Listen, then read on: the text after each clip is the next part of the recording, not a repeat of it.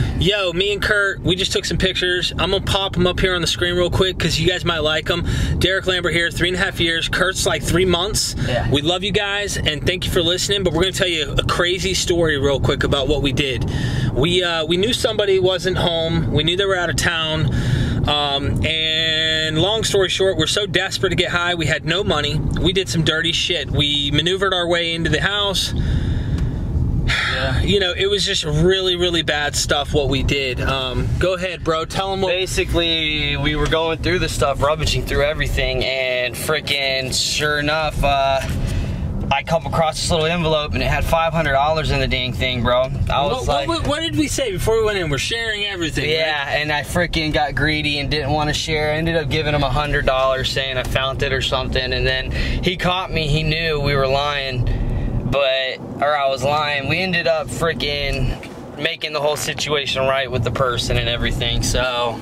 Yeah, but I mean, let's talk a little bit about the darkness for a second here, because the sharing, bro. We were growing up, we shared everything. I gave him everything. 7 out of $11 or 6 out of $11 when I was a kid. He didn't even know the meaning of money. No. So like anything me and Kurt have ever done, I've shared with him growing up, and we were always tight. Vice versa. But addiction, addiction literally made us into two totally different people. Yep.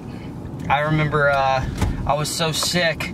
I took Seroquel and it made me kick even harder. It was so bad. We got into it. And I went to Vicks, and you wanted me to give you a little bit I got or something, and I didn't want to because I was so sick, and you got mad at me. Because I had given you some the week or a couple days before or something. I was sick to the point I was like, bro, just let me feel better. I felt like before I even felt better, and he knew how bad that sucked, but it didn't matter. I'm so selfish. Yeah, you're not thinking of that shit. And you're so selfish. We're so selfish in the addiction and so sick, which when the fog lifts and you get clean, we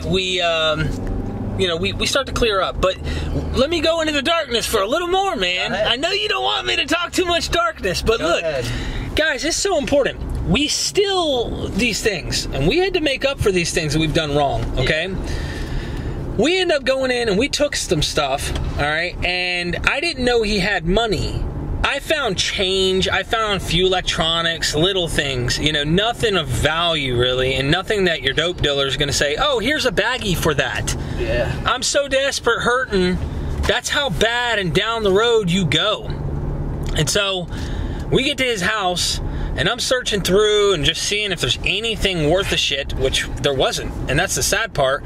All of a sudden I see Kurt goes, oh dude, there's $20. And here's the thing, I had just checked in that box and there was nothing in there, which told me you're full of shit. Yeah.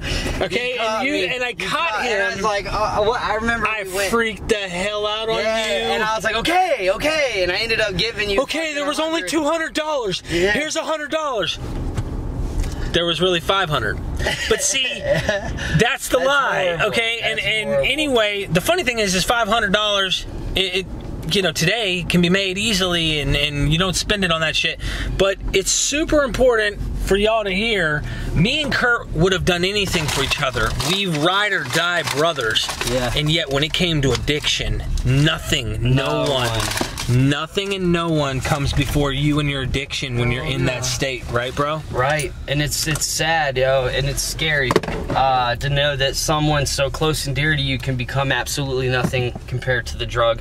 It's an obsession, it truly is. If you don't think it's a disease, sit and ponder and try and contemplate on that, and imagine its concept of fucking what's most dear to you truly in life, what's really true and dear, compared to something that is false and gives you momentary pleasure.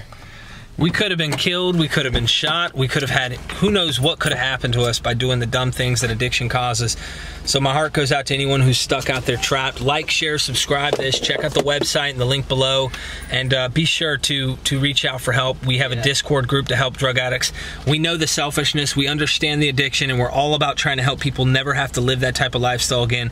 I never want to do the things that I had done in the past, but I'm not afraid to open up the door. This is a learning thing for those. The general public will learn learn from this. I'm 3.5 years clean, and we're all about trying to help people who are struggling with this demon and educate those who don't know. Love you, Derek Lambert here. Love you too. And the ones who also don't want to hear shit from anybody because they just don't want to hear it. I've been there too, and especially I've been there.